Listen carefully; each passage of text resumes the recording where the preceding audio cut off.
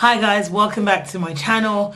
So as you all know already, if you didn't, I am a Nigerian and there are loads of things happening in my country right now that I feel that I need to address. So stay with me and let's get right into this conversation.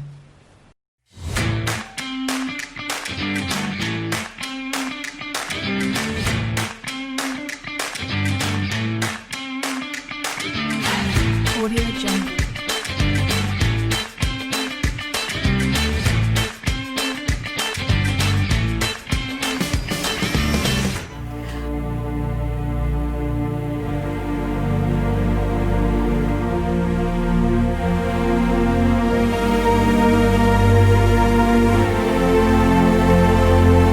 We are the future, we are the dream. We are the nation, we are part of this. Yes, we are so amazing, that's the least we shall be. At the heart of the nation, changing history. How can they say that we are finished? We have just begun.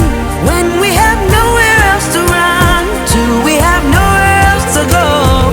So get out of the way of the land of our dreams. We are the nation, we are part of this.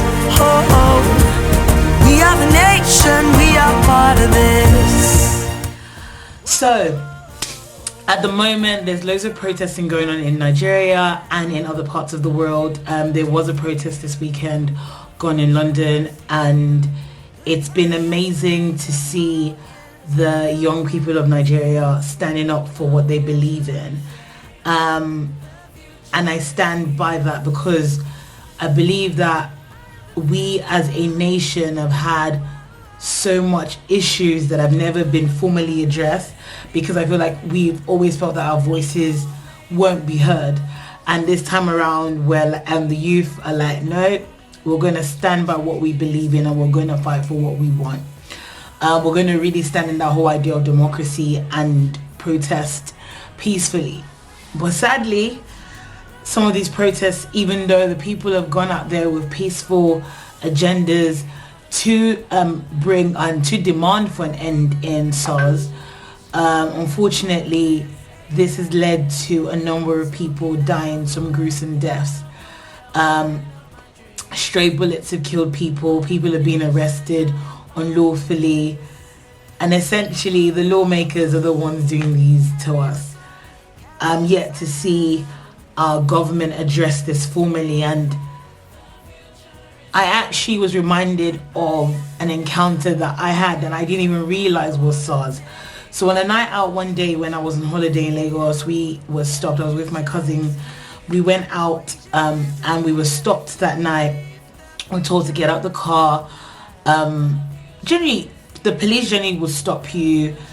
I'd never had an encounter where they told me to come out the car and then they'll be like, do weekend for us, that kind of stuff. And generally you'd give them a little bit of money. Sometimes you'd be like, oh God, nothing, and then they will let you go. But this one, they told us to come out the car. They emptied my bag and I was just thinking, now what's going on? And I was basically talking back. They looked at the cards in my bag. At that time, I didn't have a Nigerian bank account, so I had my mom's bank card, and my mom has a different surname to me.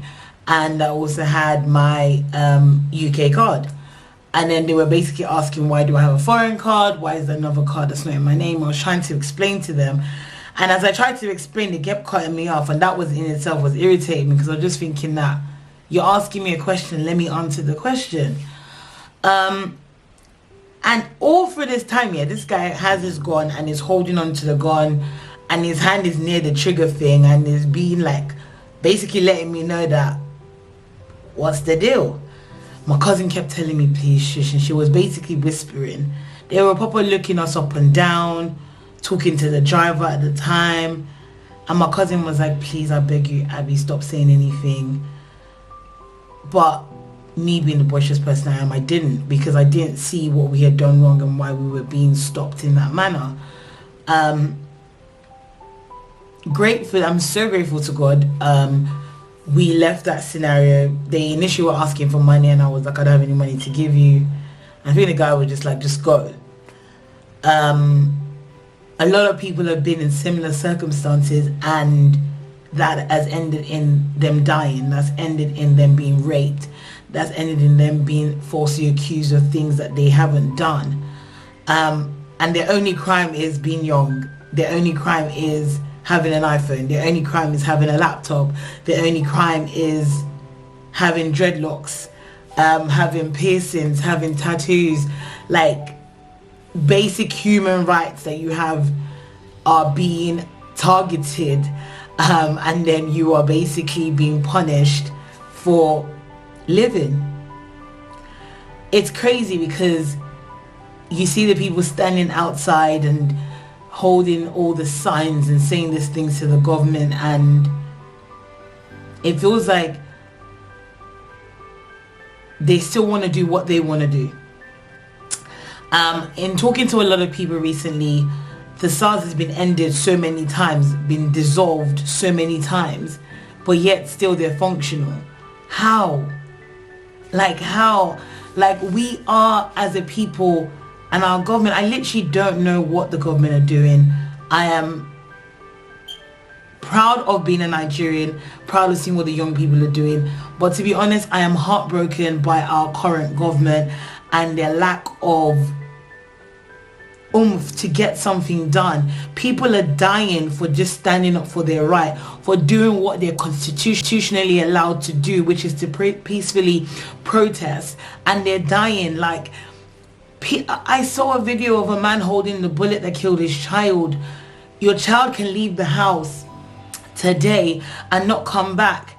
They plant drugs on people, they plant bullets in people to implicate people, and this is one of the main reasons why my cousin was telling me, please be quiet, because they can literally accuse you of having drugs in your bag or something of that nature.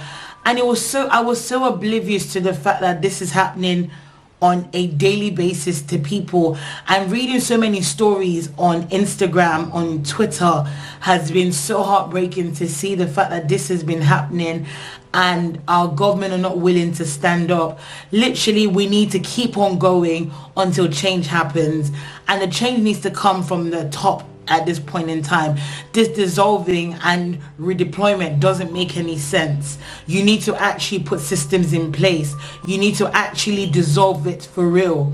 People don't need to be scared of having a laptop because they've gone to work and coming back home to be stopped, to be accused of doing fraudulent activities. And I'm not by any chance saying that fraudulent activities don't happen.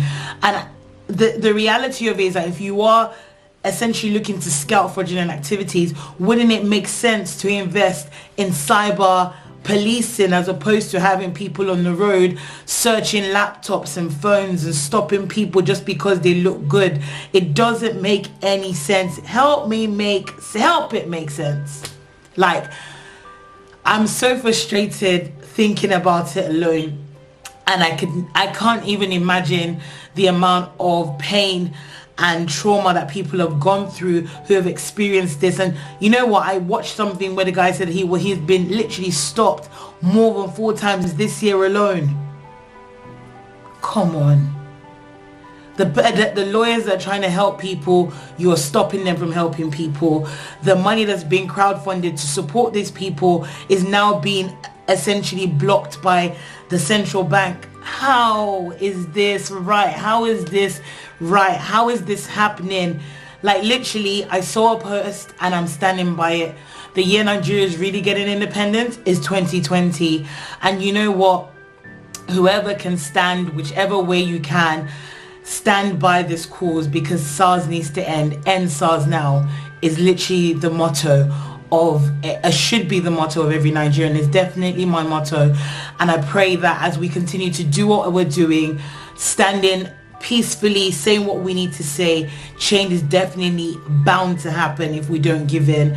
So literally, salute to all those who are doing the walks, they're doing the protests, that are standing, that are speaking against all this stuff, and my condolences to anyone who has lost any loved ones along the way. Literally, this is a good cause, and I believe that as we continue to push this, it's definitely going to make some changes. The world needed changes that we need, as a Nigeria, and we are going to make Nigeria great again. Have a blessed day, guys. Let's keep standing by it. End SARS now.